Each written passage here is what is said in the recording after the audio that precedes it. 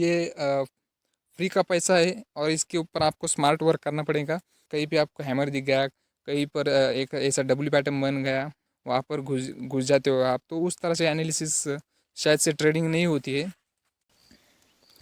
Hello friends, welcome back. चलिए 18 नवंबर को bank BPCL किस तरफ मूव कर सकता है, भारतीय पेट्रोलियम, तो इसके ऊपर आज हम डिस्कशन करेंगे। तो सबसे पहले अगर हम यहाँ पर अगर आप मंथली एनालिसिस टाइम फ्रेम पे देखते हो तो यहाँ पर एक जो रेड कैंडल बनी है मार्केट में पिछले मंथ की, जो कि है 1 अक्टूबर की जो कैंडल है अक्टूबर मंथ की, उसका अभी नवंबर मंथ ने हाल ही में ब्रेकआउट दिया है।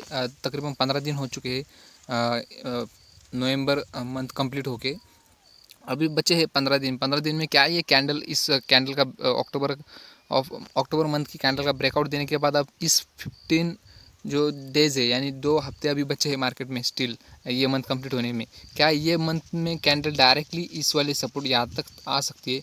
तकरीबन 250 का एक स्ट्रॉन्ग सपोर्ट हमें देखने को मिल रहा है यहाँ पे। अगर आप देखोगे तो ये यहाँ पर 250 150 का हमें एक स्ट्रॉन्ग सपोर्ट देखने को मिल रहा है। क्या 15 दिन में मार्केट इस वाले सपोर्ट तक आ सकता है कि नहीं आ सकता, इसके ऊपर आज हम डिस्कशन करेंगे। तो अगर आप यहाँ पे देखोगे प्राइस किस तरह से मूव करता है, हमें बड़े टाइम फ्रेम पर से छोटे टाइम फ्रेम पे हमें स्लोली आना चाहिए। अगर आप यहाँ पे देखोगे तो एक और एक हमें यहाँ पे एक स्ट्रॉन्ग सपोर्ट मिल रहा है, ये वाला हो गया 280 या फिर 82 का जो सपोर्ट है वो एक स्ट्रॉन्ग सपोर्ट है। अगर मंथली एनालिसिस के हिसाब से हमें इस मंथ में मार्केट डायरेक्टली 250 तक आने का हमें एक पिक्चर दिख रहा है। और अगर आप वीकली एनालिसिस पे देखोगे तो एक स्ट्रॉन्ग सपोर्ट यहाँ पर बना हुआ है 282 के आसपास। तकरीबन अभी 2 हफ्ते बचे, यानी कि 2 हफ्ते में मार्केट को यहाँ तक आना चाहिए और मंथली कैंडल भी पूरी हो जाएगी इसके हिसाब से। और अगले हफ्ते में यहाँ पर अगर आप देखोगे तो यहाँ पर ये जो कैंडल्स बनी है, यहाँ पर मार्केट ने ये जो हेवी सेलिंग आने के बाद यहाँ पे हल्के से 2 कैंडल्स में पुल बैक लिए है। ये 28 अक्टूबर की वीकली कैंडल और ये 4 नवंबर की कैंडल वीकली कैंडल में मार्केट ने पुल बैक लिया। और ये यहाँ पर एक यहाँ से अगर मार्केट बार बार रिवर्स हुआ तो ये होगा हमारे लिए एक स्ट्रॉन्ग रेजिस्टेंस का काम कर रहा है। 319 यानी कि 319 320 का जो एक रेजिस्टेंस है वो हमारे लिए स्ट्रॉन्ग रेजिस्टेंस का काम कर रहा है। और यहाँ पर तकरीबन 2 हफ्ते मार्केट ने कंसंट्रेट करने के बाद तीसरा हफ्ता यानी 11 नवंबर की जो वीकली कैंडल है उसमें मार्केट ऊपर तो गया लेकिन रिवर्स हो गया। यानी कहीं ना कहीं अब यहाँ पर 2 हफ्ते में काफ़ी ज़ोर से यानी कि हेवी सेलिंग आने के ज़्यादा चांसेस है वीकली एनालिसिस के हिसाब से भी मैं आपको बता रहा हूँ। और मंथली कैंडल के हिसाब से मार्केट को यहाँ तक आना है 250 के आसपास। तो हम ऐसा मान के चल सकते हैं कि इस अगले हफ्ते में 18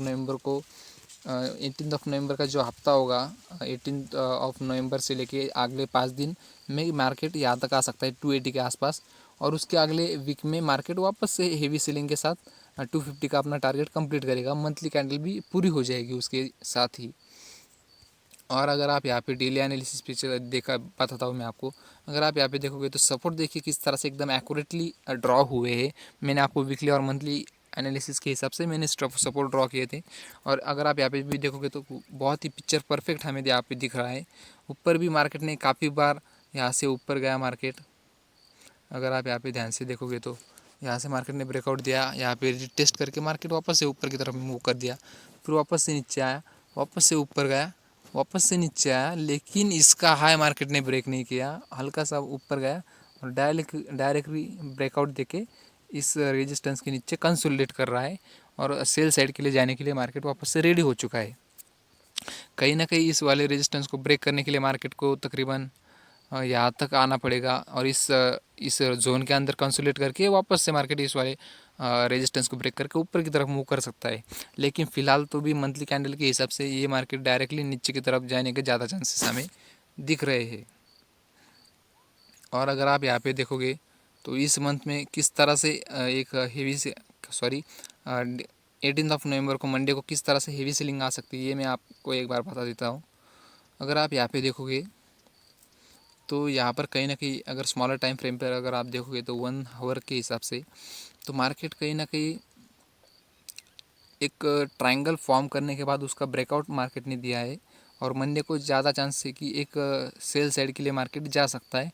और उसके बाद तकरीबन अगले 4 दिन मार्केट इस वाले सपोर्ट के आसपास कहीं पे होल्ड कर सकता है यहाँ पे और अगले वीक में at the end week of November month के वीक में एक इस वाले सपोर्ट को ब्रेक करके मार्केट नीचे की तरफ जा सकता है, यहाँ तक इस वाले सपोर्ट 250 तक। और अगर यहाँ पर अगर आप ध्यान से देखते हो तो यहाँ पर कहीं ना कहीं एक ट्रायंगल फॉर्म करने के बाद मार्केट ने इसका ब्रेकआउट दिया है और अभी भी होल्ड कर रहा है 298 के आसपास। अगर यहाँ पर हम अगर इसका एक वर्टिकल लाइन अगर ड्रॉ करते हैं ट्रायंगल की, तो यहाँ पर नीचे आप देख सकते हो कि यहाँ पर हमें एक बहुत ही बढ़िया सा नीचे इस वाले सपोर्ट तक हमें टारगेट देखने को मिल रहा है। यहाँ पर मार्केट ने कहीं ना कहीं यहाँ पर इस वाले एरिया के आसपास होल्ड किया। ये यहाँ पर तकरीबन एक दिन तक मार्केट ने होल्ड किया हाउरली टाइम फ्रेम के हिसाब से, और उसके बाद ब्रेकआउट देके वापस होल्ड कर रहा है। और जैसे कि 2 हफ्ते में मार्केट को तकरीबन नीचे वाला ये जो सपोर्ट है 250 का जो सपोर्ट यहाँ पे नीचे मार्केट मंथली एनालिसिस के हिसाब से, और 2 ही हफ्ते में मार्केट को इस 250 के आसपास आना है। तो इसके वजह से मैं आपको यहाँ पर बता रहा हूँ कि कल मंडे को एक काफ़ी ज़्यादा हेवी सेलिंग आने के बाद मार्केट तकरीबन 4 दिन तक इस वाले सपोर्ट को बार बार हिट करेगा और मंडे को सीधा नीचे आएगा, और अगले 4 दिन अगले हफ्ते के 4 दिन में मार्केट इस वाले सपोर्ट को बार बार आगे हिट करेगा 4 दिन, और at the last week of November month market सीधा सेल साइड के लिए जाएगा। और इस according to the monthly candle उसके हिसाब से भी एक मंथली कैंडल का टारगेट हिट हो जाएगा।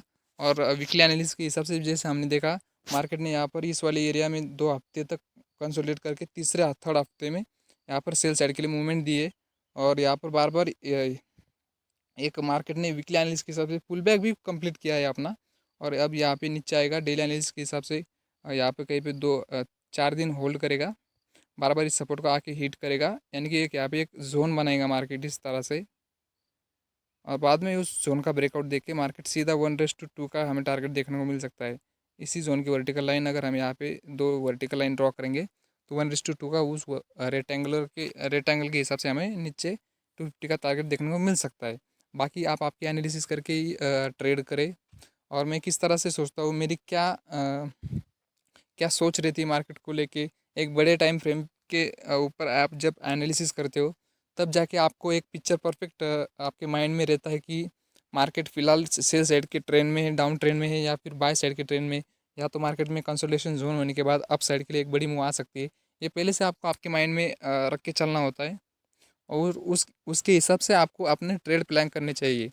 बाकी हर एक स्मार्ट ट्रेडर हो गया और कोई भी हो गया, तो उसकी उसकी अलग से अपनी अपनी एक स्ट्रैटेजी होती है, और उसके हिसाब से जब वो स्ट्रैटेजी बनती है और तब वो जाके अपनी ट्रेड में एंट्री लेते हैं और अपना बाय या सेल साइड की पोजीशंस को एंजॉय करते हैं।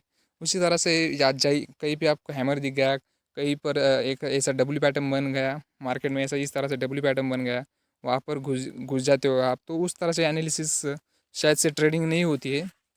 क्योंकि एक प्लान ऑलरेडी एक प्लान आपके माइंड में होना चाहिए, जिस स्टॉक में आप ट्रेडिंग करते हो, या फिर इंडेक्स में बैंक निफ्टी हो गया, निफ्टी हो गया, उसमें अगर आप ट्रेडिंग करते हो तो ऑलरेडी एक प्लान बना के रखो, एक वीकली एनालिसिस के हिसाब से आप प्लान तैयार रखो आपके पास, और उसके हिसाब से ही आप ट्रेड करें। क्योंकि ये फ्री का पैसा है और इसके ऊपर आपको स्मार्ट वर्क करना पड़ेगा, और बिना मेहनत का अगर आप पैसा कमाना चाहते हो तो स्मार्ट वर्क ज़रूरी है। और अगर कोई अगर ऐसे ही अगर कोई भी हैमर देख के डोजी देख के अगर एंट्री कर देता तो शायद से सभी अमीर होते, और जो पैसा गंवा रहा है वो भी आपने पैसे नहीं गंवाता, तो आपके पास जेब में पैसे आते किस तरह से। तो ये हो गई भारत पेट्रोलियम की एनालिसिस। बाकी enjoy your trading. Thank you.